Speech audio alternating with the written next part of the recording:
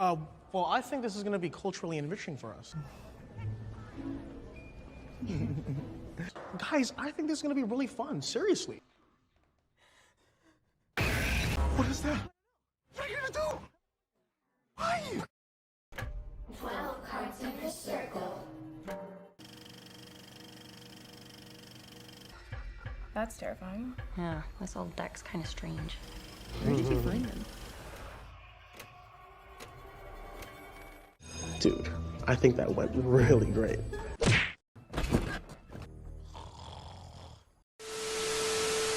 Welcome back, my horror movie peeps. Appreciate you clicking on this review. I just got back from watching Tarot, and with Tarot, we follow a group of college students who go out to a cabin in the woods for the weekend, where they unfortunately break a sacred rule of using someone else's tarot deck. From here, each character will be picked off one by one based off the fortune that was read to them, doing their best to attempt to change their fate. And that's all, producing any spoilers to you guys. This will be a spoiler-free review.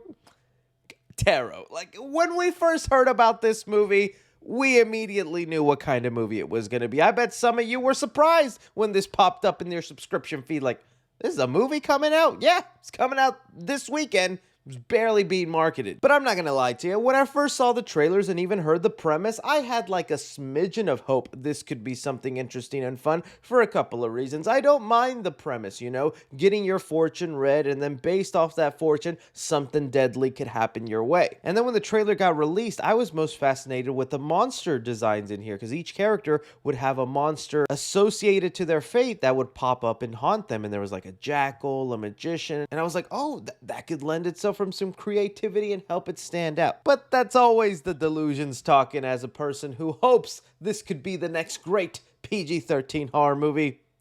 Tarot is not that at all, my friends. Yeah, surprise, surprise. So let's just get into it. Let me at least talk about the things this movie did do good. I do appreciate the fact that when the studio goes out to make one of these generic horror movies that are PG-13, mainly just kind of round up middle schoolers and go, oh, this is gonna be scary, guys. They at least do not beat around the bush, and within the first 10 minutes, you just meet the characters, have the setup, get your cards read, and you're on to the plot. There is not a lot of fluff, there's not a lot of build up, and that's appreciated, because at the end of the day, you just want to get to these people dying one by one, and however creative they can get with their PG-13 rating. And heck, I will say on that note, for PG-13, they actually got creative with these kills. They are censored down, and there's a limited amount of blood on screen, but there is enough left to the imagination to make every character who gets offed in this movie kind of fun, kind of makes you go, whoa, for PG-13, that was pretty good. And I feel like that is something that should be commended and appreciated, because so many times we get these PG-13 horror movies where it's a simple cutaway kill, or it's the most boring way for someone to die, and you're like,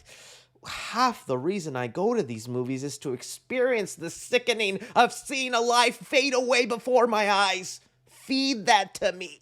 In quite a few instances, yeah, thanks to the sound design, the limited amount of blood they could use, or even close-ups on a person's face, all of it I think is done to a level where it's better than expected for PG-13 kills. I was also pretty happy with most of the monster designs in here. While you do have a couple of them that feel like the most generic, insidious looking monster that pops up on screen, there was about 2 or 3 of them that were pretty fun. There was this hangman character that moves around Morbius style with a giant rope. There was a magician character that gets like this extended sequence of going after his victim. And of course, probably the fan favorite of this movie, the jackal. So much potential in even just that jackal character. It's someone that pops up in this movie that you're like, dude, if you just dedicated this entire movie to that guy, this probably would have been a lot more fun. My only drawback to these monster designs is they're a lot in the shadows, you know, they're hidden away for obvious reasons, trying to scare you and creep you out. But when you spend time to make some creative monster designs, put them a little bit in the light. Let me see them and appreciate the design work you put in. Don't have them 70% on the screen, half a shadow. But that's really where my positives end for this. It's decent kills for PG-13 and interesting monster designs. Everything else, what are we doing here? So like when we get to like how each person is determined to die, that could have been fun and interesting, right? You get your fortune read, and fortunately it's done by one of the college students who just happens to be somebody really into tarot and astrology. Like, you a Pisces? I'm Aquarius. We'll get along just fine. Like, oh my God, if you're someone that hates that kind of person, this movie's gonna make your eye roll so much, because there's so many lines where they're like, oh, that's such a Cancer of you. Oh, that's so Pisces of you. Oh, I'm a Leo, so you know I argue. Oh, dude. But they do it in the very beginning of the movie in just one giant block. And man, you better have your pen and paper out, because you need to remember what every person's fortune is. And I think that was just a terrible way to do it. You know, you have one guy sit down and they literally say like the dumbest, most generic things like, you're indecisive and technology might not work around you. It's like, really? These old, ancient, hand-drawn tarot cards can tell you if my iPhone's gonna be buggy or not? Gee, this is magical. But because the characters are so like forgettable and generic, you don't remember everybody's fortune that was just read in a 5-minute span. And because the movie is also aware of this, whenever things related to their fortunes start happening throughout the movie, there has to be that character going, wait, they said he would run into money, and it's happening, guys. What they said is happening. It definitely starts to feel like a rip-off Final Destination movie. And heck, I love those elements of the Final Destination film where you get a clue or a hint to how you're gonna die. But the fun part about that with Final Destination is you can take that clue or hint and try and change your fate, or try to survive, right? And I felt like Tarot had the perfect way to go about that, because some characters get told, in this moment, you're gonna wanna run. It's best if you stay. Or things like that, and they never play into that. The fact that maybe if you follow your fortune or you follow the advice the tarot cards give you, you could live. That never becomes a thing here. I also wish I was more interested in the backstory given to the tarot cards and the person who created them and why they're haunted. Like, there's a semi-intriguing thing in there, but the way the movie plays it out, you're just so checked out at this point. Not to mention, this is also one of those movies where the characters make the most stupidest decisions of like splitting up, avoiding each other, bickering, and what. It's just like things that make you go, oh, dude, what are we doing? And, you know, maybe a minor spoiler, but I thought he was even so funny the way they handled Jacob Batalon's character, because he's arguably the most famous person in this cast. And you can feel the movie kind of uses that with him being like the funny guy. He's essentially just Ned from Spider-Man, except this one smokes pot. Like, that's really the only character differentiation from him as Ned and him as this character. But because of his star status, you could feel the movie give him a little special treatment, and his little special treatment got eye rolls from me by the end of the movie, where I was like, really?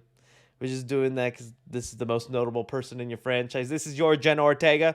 Okay. I'm sure there's enough in here to intrigue some people or get them excited, but I feel like it was just lost potential, or maybe an idea that was better suited for like a 10-15 minute short film. The most interesting aspects of this movie are far and few in between, like I said, like the monster designs and the way they go about killing you. I will say though, I've seen worse out of the PG-13 horror category. I don't even think this is the worst PG-13 horror movie of this year.